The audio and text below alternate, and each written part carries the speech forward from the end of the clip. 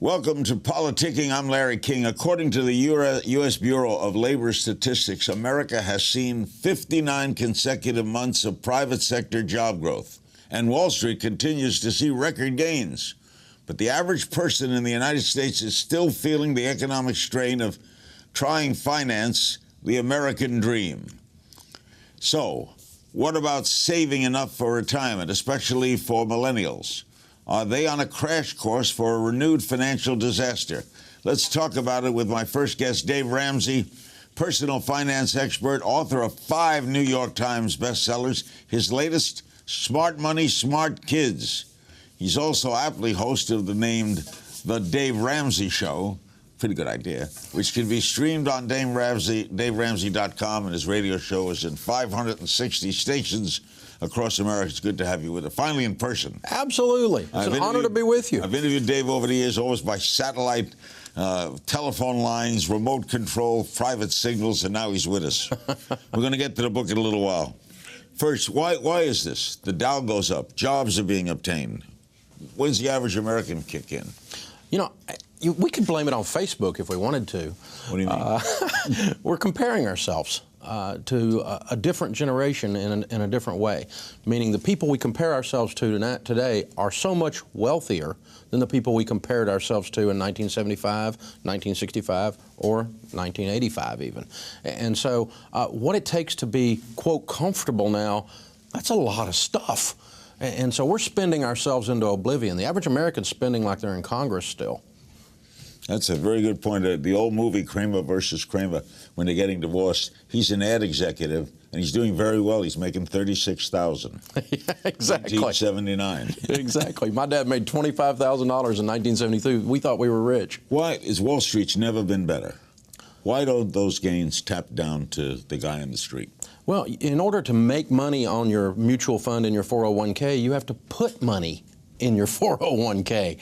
Had you been doing that, say all the way from the bottom when everything crashed, it went all the way down to 6,000, and now it's 18,000. So your money would have tripled had you been participating in this economy by saving and investing rather than by consuming. So who's doing the money in the Wall Street? Why is this booming? Well, the companies are making money. They're selling more. The ones that make up Wall Street, that make up the stocks, they're making more profits because they're selling more stuff. So should Americans be investing more? Absolutely, absolutely. And the only way you can invest more and give more is to spend less. It's a fairly simple formula. Senator Rand Paul wants an audit of the Fed. Would that help? It wouldn't hurt. It doesn't hurt for a government to be looking in on government issues, but it's not going to solve Joe and Susie's problem. Joe and Susie, you know, they got a $600 payment on their Tahoe, and the Fed isn't going to fix that. Yeah, and his father wants to abolish the Fed. What does the Fed mean in my life? Not much, realistically. One of the things it does do on a positive side is it stabilizes the banking industry. The Fed, thank goodness it was there in 2008 when the thing was going down the toilet. The bad things it does is the control of the monetary issues, printing of money is what the average guy says. And so that's an okay thing to consider and to look at, but at the end of the day, is that really what Joe and Susie on Main Street are worrying about? No, not at all. Okay, President Obama recently called for new rules on financial advisors. Are you one of those? No, I don't. I don't sell financial products, so I don't qualify for what he's talking about. And he said there are a lot of very fine financial advisors out there, but there are also financial advisors who receive backdoor payments, hidden fees for steering people into bad retirement investments, and they get a kickback. Respectfully, it's just not true. There's not much of that going on in the industry. I know that industry inside and out. I was birthed in that industry. I've had all those licenses. Do they need some regulation? No, there's plenty of regulation. The Securities and Exchange Commission is all up in everybody's business to no end in that world. What you have to go through to just sell someone an investment today is unbelievable. But there's this outcry that any broker, for instance, that sells you a mutual fund or sets up a 401k for your company that makes a commission, that's automatically a conflict of interest, as if the realtor who sold you your home and made a commission was automatically a crook. Now, realtors are completely unregulated, which is not a bad thing. Most of them do a great job, but there's an occasional crook in that basket too. Yeah, but if I'm supposed to be an advisor and I'm getting, and there's a multitude, unlike real estate where I represent certain houses, there's thousands of stocks or investment firms, and they say, I'll give you this if you tip them on this. That's not right. Well, now that's under the table. That's insider trading, and those kinds of things are illegal, and that's the crook that's in the basket. But there's current laws on the books to take care of that. We don't need more regulation. What's going to happen is the regulations that he's talking about will drive up costs, and it'll lower returns for the average consumer in their 401k. So it's not a good proposal. He's meaning well, though. It's always well-meaning, but regulations always come with these unintended consequences. Who's the pretty girl here? That would be my daughter, Rachel. Okay, how'd this happen? Smart money, smart kids. Well, we've been asked for years, how do you raise kids that have some sense with money? And we did. We raised 3 of them. And Rachel, my daughter, is one of our speakers. She does a lot of media appearances. How old is she now? She's in her 20s, late 20s now. And so she's been doing all this media and stuff. So we decided we'd get together and write a book from a daughter's perspective, what it feels like to be raised Ramsey, and from the mean old dad's perspective that made you work and save your money and made you be charitable and those kinds of things. Do kids learn about financial advice in school? Where do they learn? How do we learn how to check in accounts and how to invest? You know, most kids learn those things from their parents, and it's not the good way. It's just by observing the parents misbehaving. Mom's stressed out, and so mom does retail therapy, or dad's inconsistent on the job, or whatever's going on there. And you know, my daughter Rachel always says more is caught than taught. And so what we're encouraging parents to do as the primary method for teaching their kids is get their own act together. This is an important book. Give me 3 Ramsey rules, absolutely, to teach your children. I'll give you 4. You have to teach every kid to work. You have to teach every kid to spend wisely. You have to teach every kid to give. And you have to teach every kid to save. It's the same thing we need to learn as adults. And you can do that age appropriately. When they're 4, we're not sending them to the salt mines to work, but they can clean up a toy or 2 in their room. It's good for them. And, you know, if you don't teach your kids to work, they'll be in your basement when they're 32. When should they start to learn about checking accounts, investing? Start in high school? Or is that too Absolutely. We put our kids on their own checking account when they turned 15. And we took the money we were going to spend on them and we put it in the checking account. So they had to buy their own clothes, take care of their own entertainment. Now, we watched over them. We just didn't turn them loose. It's not anarchy. But we have, with our arms around them, our hands around their neck, we watched them handle that money. And the weirdest thing, then when they went off to college, they didn't call home for money all the time because they had learned to manage money while they were at home. When do you give them credit cards? Well, I don't use credit cards, Larry. You know that. I use debit cards. So we gave them debit cards when they got their checking accounts, and they learned to manage those. Why don't you use credit cards? You know, I've just met with thousands of millionaires, and I've never met a millionaire that said I made all my money on my credit cards. And I meet millions of people who've had their lives destroyed with those things. The debit card. How about if you pay the full credit card every month? Well, you're certainly not going to go bankrupt doing that, but you tend to spend more than when you use plastic than when you use cash. When you lay Uncle Benjamin Franklin out there at the restaurant and they bring that black tray, Uncle Ben's coffin, and they carry him away, and you know they're not coming back with him, right? And you feel it. It activates the pain centers in the brain when you use cash, and all the studies show that you spend less. You write that we are in a student loan epidemic, but it's understandable. Kids need to be educated. And don't you think student loans are a good idea? No, I don't think student loans are a good idea. How would kids go to school? We've got $1 trillion. And how would kids go to school? Well, you just have to, to start with is college choice. If you're broke, you don't go to a college you can't afford. You go to the college you can afford. You go to community college for a couple of years, get your basics out of the way, you do in-state tuition, and you work while you're in school. You could still get through school doing that. Absolutely can be done right now.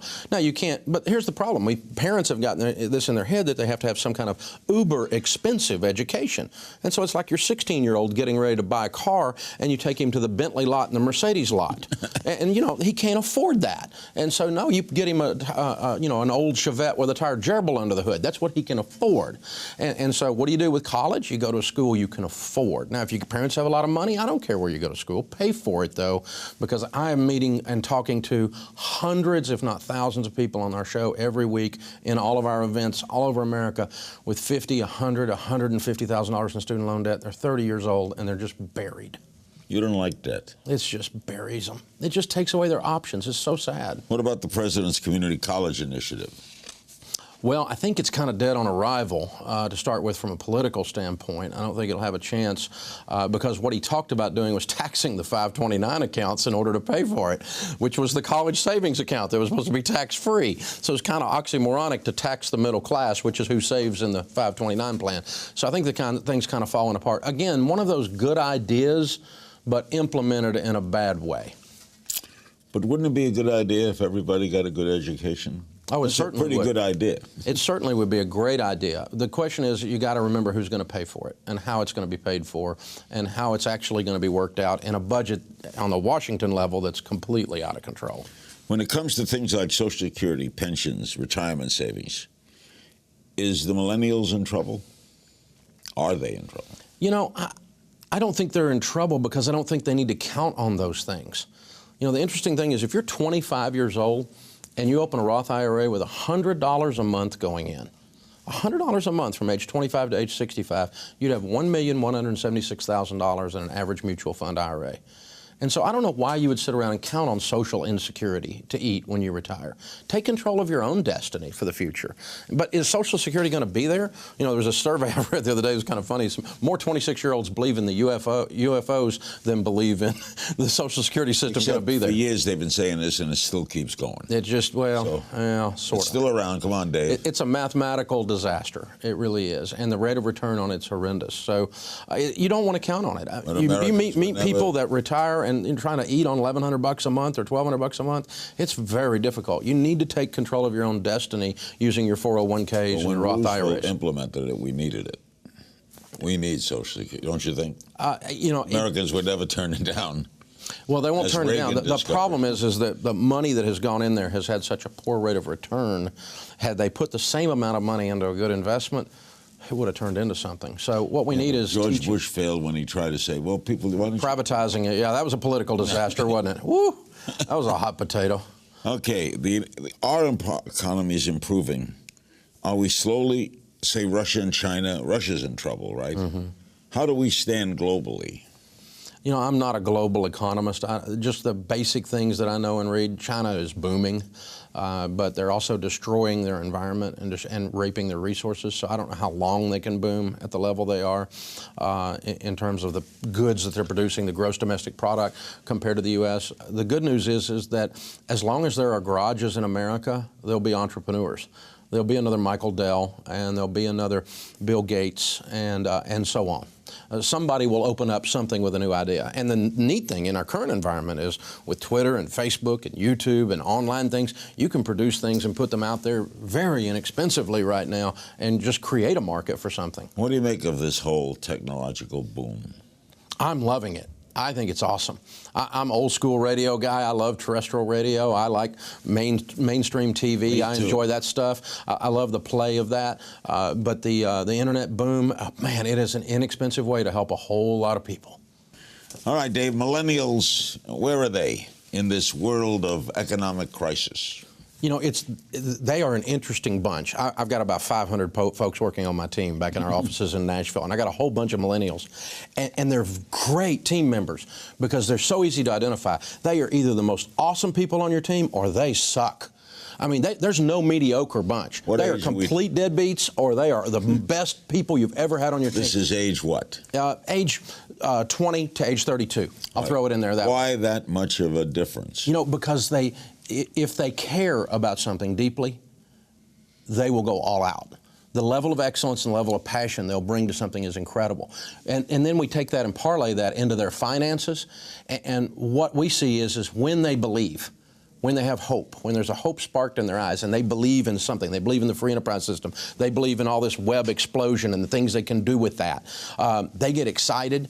And their future is unbelievably bright as young entrepreneurs, as people who believe in the free enterprise system. Because they've got access to all this stuff, and it's second nature to them. Old guys like me, I don't even know what half this stuff is that they're doing with my web stuff. I can't spell some of it. But man, they know how to take that stuff and this little nuanced twist on something, and it changes the revenues. Unbelievable. But they all know that. Why would there be some that are laggard? Well, I guess it's just true of any generation. It just seems to be more pronounced in this generation than I've ever seen before.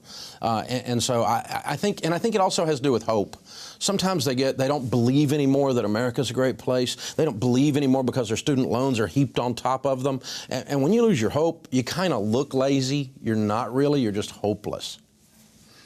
But can technology lead to laziness? You don't have to talk, you can Twitter, you can text. It can, and yet it can lead to an increased productivity. I mean, think about the things that we can do with a smartphone now, just from a productivity standpoint, that we could not do even 5 years ago.